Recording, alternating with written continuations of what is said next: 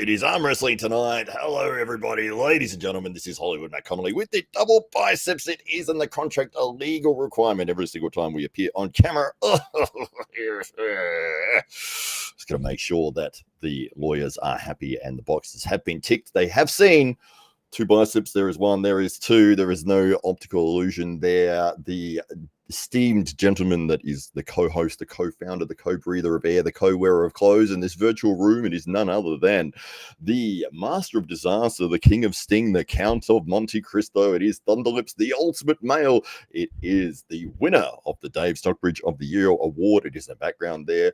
The illustrious award held by the illustrious man with the illustrious beard. It is none other than your friend and mine. It is Dave Stockbridge. Stockbridge, welcome to the Arm Wrestling Tonight show. Oh, thank you very much for that very, very warm welcome as always, Hollywood Matt Connolly. It is a pleasure to join you here in Arm Wrestling tonight. And tonight we're going to be talking about Knuckles Up, the upcoming Knuckles Up event, and in particular, the Australians and adopted Australians that are making their way onto the big stage there in New York. And for people who aren't Australians, you wouldn't realise the significance of this weekend and the weekend in which Knuckles Up is taking place. It is indeed Australia Day. It's our national day. It's the day that we celebrate by eating barbecued meats, usually lamb, a nice pork. Can sometimes be had, but it's often a chop on a barbie. That's how we like to celebrate, with a beer in hand and with all of our mates. And that's it's usually a weekend spent over the biggest sporting events on the calendar in Australia, whether it's the tennis or the cricket. And this year there'll be more and more fans glued to the pay-per-view event of Knuckles Up 5. Held there in New York. I'm excited about the event, and in particular the matchups that the Australians are involved in. Hollywood Matt Connolly, are you excited about what's to come this weekend, the day before Australia Day? Absolutely. It's going to be a massive card. Knuckles Up doing great things for the sport of arm wrestling, and such a great thing to see so many Australians on the card. We've got some incredible talent coming all the way from Australia to compete on the card, as well as some awesome matchups. This card is definitely going to deliver. And the High Five Arm Wrestling, I've got the website up there for everyone that can see. So Knuckles Up is the event. It will be taking place the 25th of January, and you can get the pay-per-view at the High Five Arm Wrestling website. The address, let me get the address for you. It is thehighfiveaw.com. You head over there, you can get the link. You can see right here, buy now pay-per-view tickets if you want to get the stream, or if you're in anywhere near New Jersey, go along and support this event. You can buy tickets to see the event in person. So this will be a fantastic show. We've got legends like Ron Barth, we've got Jason Malone, Ryan Bowen, Giannis Molis. It's going to be a tremendous event, and we can't wait to see it.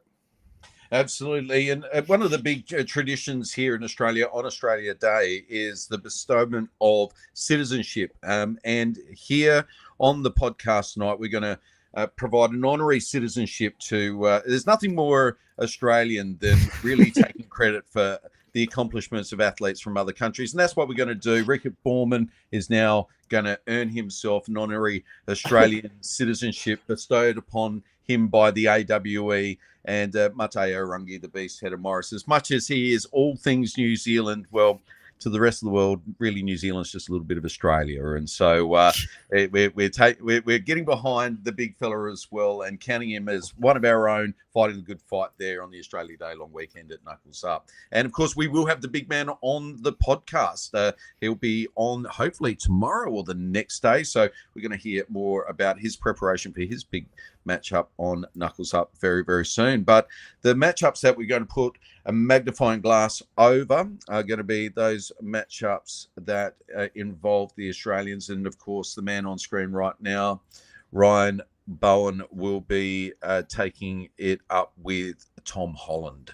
And that's a classic Australia versus England matchup. And Ryan Bowen has put in an enormous amount of effort in his preparation. He is maybe aesthetically the best looking version of Ryan Bowen we have ever seen. He in spectacular shape going into this matchup. He's got a lot of water to still lose. I understand he's working on that right now, sweating it out in the sub-zero conditions in New York, somehow trying to eke out what's left of the water so that he can make weight for this matchup, which I believe is at 86 kilograms. Is that right, Hollywood, Matt Connolly? I think you're absolutely correct there. Yeah, there's this absolute war going on the screen there while you were talking. But yeah, it's 86 kilos for our American friends times 2.2 is 189.2 pounds. So probably they're looking at 190 pounds for that. But yeah, it's going to be tremendous. I know that Ryan has come down in weight significantly over the last 6 to 8 months. And he was sitting as high as like 110, 108 kilos recently. And yeah, he went on the carnivore diet, and it seemed that the body fat was just dropping off of him, and he still retained his strength. So he just went with it, and he sort of sat around 100, and then he went down like 95. And he was like, look, I think maybe I could hit the 85 mark. So this will be a testing ground for him to see if he can make that weight and how he feels at that weight. Yeah, Ryan Bowen is one of those interesting athletes. He is always part of the conversation because there is always something going on in Ryan Bowen's world that is very, very interesting. And his physical transformation and evolution post-COVID has been somewhat extraordinary. He came in really light and wiry in his match up against Coach Ray. That was a few years ago now. Had that unexpected loss. Since then, he got big and he got strong, and he discovered the benefit of compound movements. He started getting tutelage when it came to weight training. So he just, for a man that was dedicated for a very, very long time to just the arm wrestling specifics and was prepared to ignore some of those powerlifting fundamentals that most strength athletes, even if they're not just just strictly weightlifters, but all strength athletes at some level do engage in these activities, whether they're NFL athletes, whether they're BJJ guys, MMA guys. To some degree, you've got guys that are engaging in these core strength movements, and this was a whole facet of Ryan Bowen's training he completely ignored, and then he opened the chapter up on that, and he got big, and he would talk about how strong he felt when he was fat. If he was feeling fat and all on the table, he felt strong and indestructible. And we saw the benefit of that when he was up against Mazahir Saidu in India, where he was near his peak size, and he would in part credit the fact that he was able to make it through that torturous matchup by the fact that he felt strong going into it, and this is going to be the lightest version of Ryan Bowen that the world has seen since that Coach Ray matchup. So this is really interesting, and this is what makes Ryan Bowen a compelling identity in the world of arm wrestling. His evolution and the constant reimagining of Ryan Bowen is something to behold. And if you could see the evolution over the last 4 or 5 years, it's certainly it's huge. Even in the last 6 months, the transformation has been nothing short of extraordinary. That's right, absolutely. Yeah, it's so interesting, isn't it, the changes that keep happening with him physically. And not only is he changing from the outside physical appearance, but his training methods and his style is always evolving, and he's always learning different techniques and movements. He's added like a king's move style into his training. And I think that came about from an injury that he has sustained, that he's been dealing with, which has affected the positions that he could get into comfortably. But here on the footage that we're just looking at, the ulnar nerve, that's right. Yeah, so this is Ryan and Tom Holland actually in a practice pool, but it is from 2 years ago.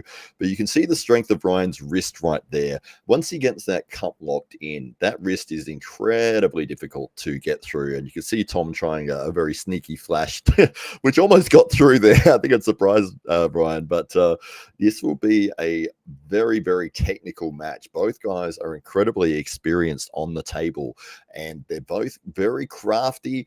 They've been pulling around the same amount of time and probably around the same level for many years, both facing similar opponents and having a sort of a reflective kind of record. I'm not sure if they've actually ever faced each other in a super match that wasn't. They may have faced each other on left hand, possibly, but I believe this might be the first time they've gone against each other on right hand. And this is almost a 50-50 pick 'em match for me, because both guys have an incredible skill set that they'll be bringing onto the table. Both crafty, both veterans of the sport, both have world-class experience, and they're both very similar in terms of their overall experience going into the match. So it is going to be an absolutely incredible battle between these two gentlemen. Yeah, when you look at this footage, that wrist of Ryan Bowen's, it does seem to be going to be what makes the difference in this matchup. I would be, so my only question mark over Ryan in this, because I felt Ryan, when this match was announced, I felt, okay, this is one where Ryan's not the underdog. Ryan, if any, in my mind, Ryan is the favourite for this. It's Ryan's to lose, and we know how much Ryan likes to be the underdog, to have that, to have that status and to be able to shatter the expectations. But in this case, in my mind, there was a couple of reasons why I felt like he was the favourite. One, Ryan claims to have not lost any strength in his weight reduction. So we're seeing a much heavier version of Ryan here, and we see the thickness of his wrist and his ability to remain cupped. And I don't see that changing. But my only doubt is the weight cut.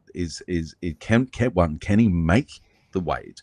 And two, is he going to feel depleted and not feel that, that plump, that strength that you might feel when you just feel like you're full, and there's no niggles, because when with dehydration comes all little niggles and inflammation and injury, and in a sport like ours, you can't afford to feel like that when you're jumping on the table with somebody like Tom Holland. Yeah, absolutely. Tom's going to find the way through no matter what. He's not a one style puller. He has his strong areas, but he has the ability to go into any technique and be very, very powerful at it. And he has the ability to find what he needs to get through. So if he knows if he's going for a top roll and it's not working, he knows he can adjust to a press, to a hook very comfortably. And whether it's flashing, whether it's an endurance style match, he has the ability to do it all. So this is going to be a very entertaining match for sure. Yeah, as you said, both men very crafty. How do you see it? Where's your money going on this one? Wow. this is actually a really tough one to pick. I think for me, this is a 50-50. I could see it going either way. And because of that, I would put my money on Ryan, because he's one of my mates.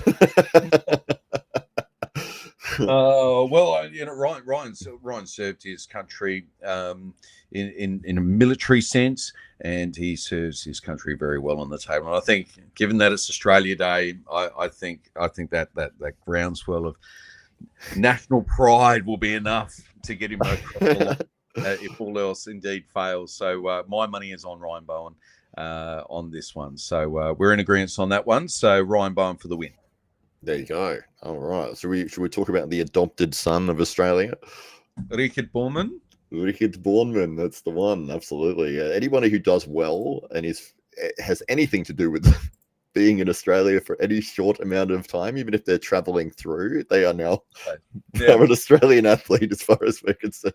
But if they're not doing well, then they're from wherever they're from. That's right. That's right. We forget about them very, very quickly. But Richard Bourman isn't going to be somebody who drops off anytime soon. He is a rising star in the world of arm wrestling, and this is his first real big international matchup. We're saying international because he is an adopted Australian. Technically, competing in Australia is an international matchup for the young South African, but he has departed South Africa for the US for this matchup and will return to Australia. So for the purposes of our Australia Day Knuckles Up special, we are going to claim Rickard as one of our own. And he's, of course, up against your namesake and Hollywood Don Underwood. And I would say this is an interesting one for Don. He's got a big name and maybe more reputation-wise on the line here. This is an opportunity for him to perhaps have trained for a period of time to peak for a super match, because where we've seen Don compete recently has been in a tournament setup, and Don hasn't necessarily performed at a level where he would have liked to have placed, and I think he would share that quite openly. But I also feel like we haven't seen the best of Don Underwood in his return to top tier arm wrestling, and my fear for Rickard Borman is that Don Underwood might just be peaking at exactly the right time in anticipation of the young South African. What are your thoughts on this one, Hollywood? Yeah, that's right. You can never count Don Underwood out, and the man is a legend. And if you've been at one point considered the top arm wrestler in the world, not just your state, not just your local area, not just your country, but the world, that has significant bearing no matter what. And he knows the game. He's been in the sport for decades. He has the ability. He's been looking in fine form physically, and it's always different when you're in a tournament setting as opposed to a super match where you know you're only going against that one opponent. You can strategize, you can come up with your game plan, and you can study the opponent down to the nth degree. So you have a very good idea as to what sort of skill you're going to implement when you get on the table, as opposed to a tournament setting where you don't know who's turning up on the day, and maybe you go to do your thing and somebody knows everything about you. You've never seen this person before. You don't know what they're going to do, and somehow they overtake you and get the pin. But in this matchup, Don Underwood has known about this match for many months. It's probably been five to 6 months, I think, that this has been in the works, and he has the ability to win this match for sure. It's yes, it will be a very interesting matchup, and I think that, as we've said a few times, this is the right match to make. It was, we've got an up and coming superstar in Rickard Borman, and we've got an absolute legend of the sport in Don Underwood, and it is sort of let's see if Rickard is the man that we think he is in terms of the rising star. Well, this is his perfect opportunity to prove that on a world stage against a world-class opponent. And for Don Underwood, it is, does he still have it? Is his comeback going to put him in a frame of mind where he can still beat these up-and-coming lions and start his climb again to the top of the mountain? And Don Underwood is appearing on the Matt Connolly Live podcast tomorrow, I believe. So if you want to catch, is that tomorrow? Can we announce? It is, yeah. What day is it today? Wednesday. So Thursday, yeah. Yeah, it is. Okay, great. So you can obviously catch up more and find out directly from the horse's mouth how Don's preparation has been, how he's feeling going into it, what he thinks about some of those most recent performances, and how that set him up for his match against Rickard, but also maybe some of those things that he's training for. A man of his experience and table IQ would have seen some chinks in Rickard's armor, and now we've got plenty of footage of Rickard that's out there. He is a known quantity. People can see how he trains. They can see what he's training for. Rickard's quite open about this. You can jump on his Instagram and see a lot about what he's doing. But importantly, there's the competition footage that's out there, and the last two AWE events have revealed that Rickard is an extraordinary talent. But to the best in the world, it's also showing that where they might have pathways to win. So, so understanding where the pathways are and being able to execute are two things. And really, they're the two things that an athlete like Don Underwood can bring together. So there may be only a handful of athletes in the world right now that could take on Rickard Borman within, say, 10 or 15 kilos of his body weight. It'll be very interesting to see how a great of the sport in Don Underwood performs on the night, on the 25th. That's right, absolutely. We've got a comment here from Andrew Wood who says, whoa, whoa, whoa, when did Don Underwood fall off? Well, he at one point was considered the best in the world, and this was probably his highlight right here in the matches back in against Devon, and he had a few big wins against some of the top names. And you can see he's very fired up at this event, but he had some hip surgery, and he's coming back from that still. So he has the ability to still hang with the top dogs, and this is a perfect matchup for him to prove to the world that he is still one of the formidable opponents to be out there. So we're very excited to see how he goes. It's not that he fell off, it was that he was facing some injuries and everything that over the last few years, and he is making a comeback from that, which he will be quite happy to talk about, which we'll probably get into tomorrow on the show. So yeah, it will be a fantastic match. Andrew asked, is this a reference to the 2010s and lack of high profile matches? No, it's just a reference to his comeback from his injuries. So yes, he is on the comeback trail. Yeah. I mean, he's always there or thereabouts, but like every athlete at that elite level, things are going to go wrong, and at some point you're going to need to have a pit stop, get these things addressed, and then attempt to come back stronger than before. Of course, the older an athlete gets, the harder that is, and we will hear more from Don Underwood on Matt Connolly's podcast in terms of how he is going with that, how he's feeling physically coming into it. Does he feel like he is in peak condition? And what has his preparation been like in for this big matchup with Rickard Borman? That's right. Predictions for you? Rickard Borman has to be. I mean, for his new adopted country, for nothing else, he'll wear the 26th is Australia Day. And of course, everybody in Australia will be cheering for him.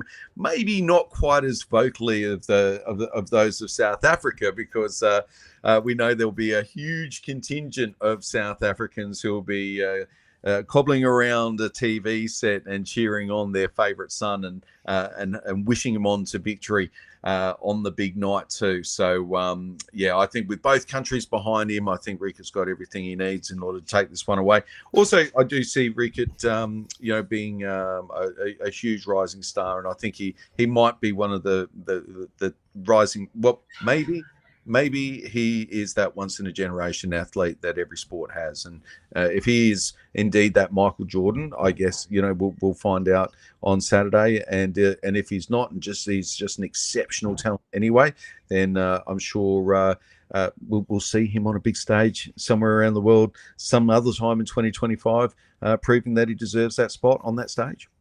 Absolutely. Oh, well said. Yes, I have Rickard as well here.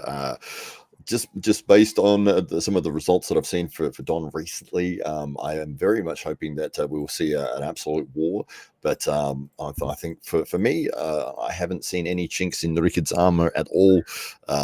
And I think he just continues to improve day by day and seems to get bigger and stronger as he goes. And it's been probably 5 or 6 months since this matchup was announced. So he's had plenty of time to game plan against the legend that is Don Underwood. Okay, and that moves us neatly to I think it might be the third to last fight of the night, which is a wonderful matchup and something I'm super excited about. It's one of congratulations to the matchmakers for putting this on. This is Mario Tambakis versus Ron Barth, and I mean, Mario was on our podcast just earlier in the week and talking about what a fantastic opportunity and how this really is a dream come true for him to be able to travel to New York and to sit across the table from a great of the sport in Ron Barth, and to still be able to grip up with someone who is very, very, by their own admission, very close to still their peak strength. And Mario gets to test himself against Ron Barth whilst feeling as though he is at his own physical limits. He feels like he's the strongest he's ever been coming into this. And I guess if you're coming up against a legend of the sport, there's no other way to feel, surely. Oh, absolutely. Yeah, this is one of the most exciting matches for me to see this on the card. Mario Tumbakas obviously doing tremendous things and having a fantastic record over in Knuckles Up. He beat Plowman, and he's had a win over Jason Mallow as well. Both very, very good arm wrestlers, and Mario Tumbakas was able to get the victory against both those gentlemen, earning himself the shot against the absolute legend of Ron Barth.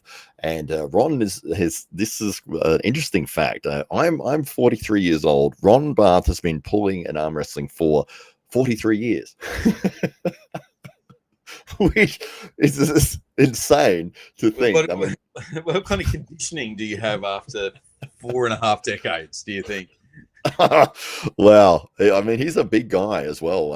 I met him over in Ireland at the Arm Wars Valhalla event, and he is a big man. You can see the frame on him is his. It's like years and years, sort of like that farmer kind of strength, like that, just that big back and the forearms, and just a powerful man. And he was able to overcome Ryan Bowen's best efforts on the day. And so, yes, it may be a little bit of a revenge match for Mario Tumbakas to try to get one back for Australia, but it'll be a big ask. Ron Barth is one of those guys who's been around. He's seen it all.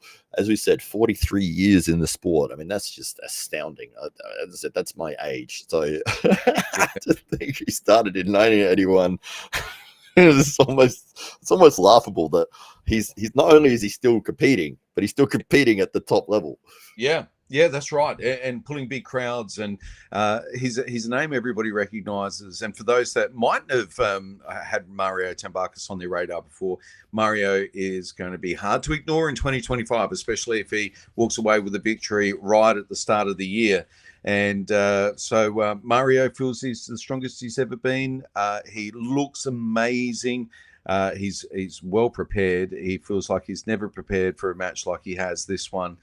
He's really given it all his all, and he knows that regardless of the result, there is not much else that he could have done in order to optimize his chances of a victory on the table. And it's hard not to back an athlete when they feel like that, when they come to the table confident.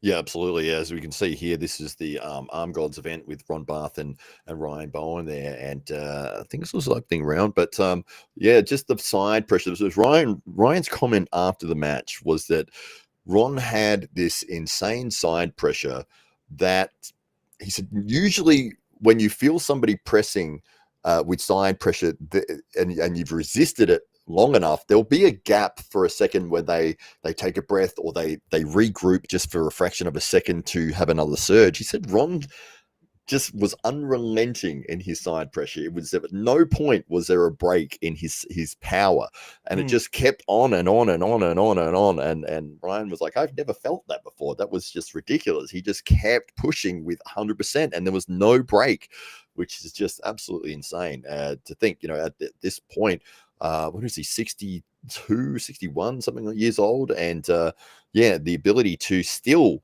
push with that much strength and that much power is just insane. And I think that may be a key factor in this matchup. We've seen Mario recently. He seems very strong inside. Mario Tumbakas. He's always that powerhouse when it comes into the inside game. And he played a very strategic and very clever game against Plowman, where he let Plowman hit through the middle, win the center, but he was able to, like, Mario was sitting with so much strength and so much cup that he was able to stop Plowman about a third of the way after the center, and Plowman's elbow just kept dropping off the back as he was trying to find more leverage and trying to find more speed. And I think that's probably the only match I've ever seen where there was like 11 elbow fouls in a row. It was like Plum just couldn't keep his elbow on the pad because of that stopping power that Mario was holding him with. And it was a very clever strategy of Mario. He stayed calm. He stayed disciplined. At no point did he change his game plan. Everything was working, and he was able to get a pin through one of those rounds as well. So that might be a significant factor going into this match if he employs the same strategy. But I think for me, I see Ron going more side as opposed to back usually in the matches that I've seen him win. So maybe that strategy won't be what Mario will be implementing. But either which way, both guys have the ability to win this match. Yeah, absolutely. I mean, you've always got to be concerned with an athlete that turns up to an arm wrestling matchup with a mouth guard. You know they're serious. You don't turn up with one of those unless you're going to give it 120%. And wow, Ron Barth, even now, and you can see he's hungry for victory. Like Ron Barth, just that competitive nature, doesn't matter seemingly how old he gets, he is not losing that. The fire is very much still in the belly. And look at that relentless side pressure that Ryan Bowen was talking about here, and Ryan holding on in his now famous King's move, and elbow foul off the back, off the back there, and but wow, that was huge, and we haven't seen Mario Tambakis in an AWE event for a little while now because it has clashed with other dates on his calendar. He's one of these rising stars that's getting regularly booked on the international stage. And so it's been very difficult to weave him into our plans. And we would dearly love to see Mario compete in an AWE event, but his absence has meant that it's created opportunities for others to step forward. But it's also meant that we haven't seen Mario up against some of the best in the Southern Hemisphere over the last 6 to 8 months as he's been chasing international glory. So we don't really know what the hierarchy is back here in Australia now as a result. But what we do know is that Mario Tambakis is a certified international star in his own right. And he's a young man who is still growing as well.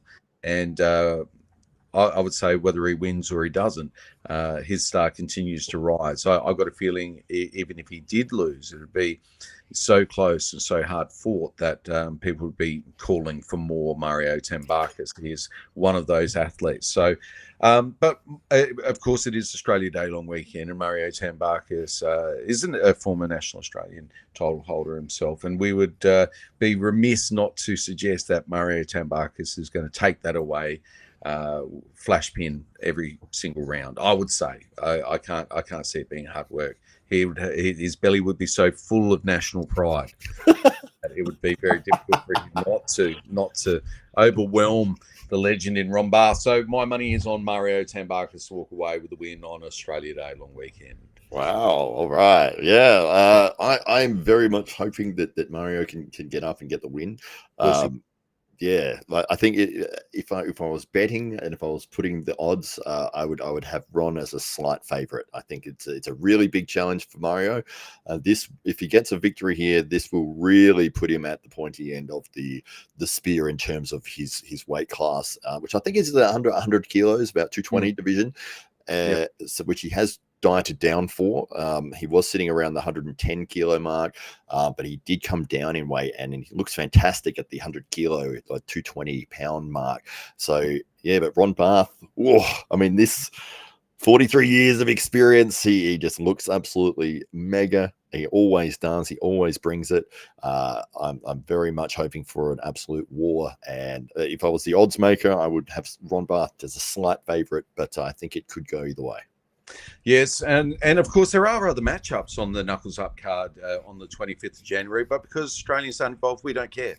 So, well, we've got Matamorugi and Morris as well. That is the one matchup I was going to say on the way out, because that young man will be on the podcast hopefully tomorrow. It's a little bit hard with the time. We're trying to work through all of the details with the big man right now, but we're hoping to hear more about his preparations for his big matchup. As an honorary Australian, his citizenship will be bestowed upon him. He will be a dual citizen as of tomorrow afternoon. We hope if we can get all of this sorted out, and he'll be flying the Australian flag for us there on the Australia Day long weekend. even though he's probably repulsed at the thought of an honorary Australian. We love him, and so we like to think he's on board with it.